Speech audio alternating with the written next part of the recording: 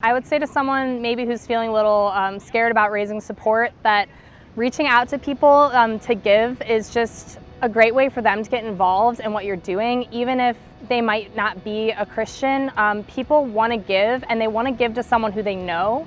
And so I think that really changed the way I looked at it, and sending out like personal, whether it's like a personal letter that just says, hey, like, I hope you're doing well, like, thanks for like giving this like a consideration to support me, I think was really big, and trusting that God's going to provide, because he wants to grow what's going on wherever you're going, whether it's Puerto Rico or some other opportunity. And so I think just knowing, like, trusting God before you send out your letters, and then sending them out with the intention of making it personal and saying like, hey, this is something I'm passionate about and I want to invite you into it.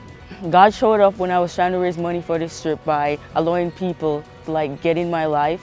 So my staff member, Mackenzie, she gave me a list of group of people that I could email, like potential sponsors or supporters, and I did email them, and I got feedbacks. And then later on, I have a site that they donate to, so that was pretty awesome, because like everything was set up so that they just deposit the money right to the site. Surprisingly, like, I didn't know these people, but like God blessed them in my life, so I thought that was super awesome. Like, they just supported the gospel, and I'm really appreciative to that. I mean, God always shows up in the support raising process, but definitely in ways I didn't expect. I believe it was all God, because at first I said, I'm not going to be able to pay for this. I'm not going to be able to do this. It was like, oh, that's a lot of money in my own head. And I kind of just sat down and talked with my mentor and talked to my church family at home, and I told them what the price was and what I was going to do. I was going to use one of my scholarship checks to pay for it. And my bishop was like, no, you're not going to do that. He was like, we, as your church family, are going to support you in everything you do, because you're going to share the gospel with people in the other country, and God's opening his door for you. So they actually raised most of the money, and then people in Missouri that really supported, they gave about $400, and then met all the way up to the total amount, and I didn't have to lift a finger. And I was kind of nervous about going on this trip, because I am going on staff with Athletes in Action. I'm going to be interning next year, so this summer I'm going to be raising support.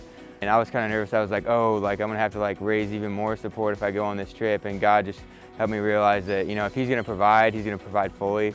You know, he doesn't hold back. You know, he doesn't call me to something that he's not going to provide for, and I'm going to have to believe that on a bigger scale with interning. Never deny God. He's always able, because I was like, where am I going to get that much money from in the space of 3 months? And then Mackenzie said, don't worry, I got some lists, just believe, and just send out, do some follow-up and see what happens.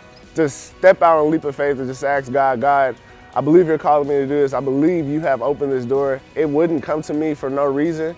And just trust him that he'll make a way. He'll come up with the finances that you need. Like, there's a lot of different things in life that we trust God with, and this opportunity to go and share and experience the gospel from another culture is something that I don't think God will hinder you in or not want you to succeed in.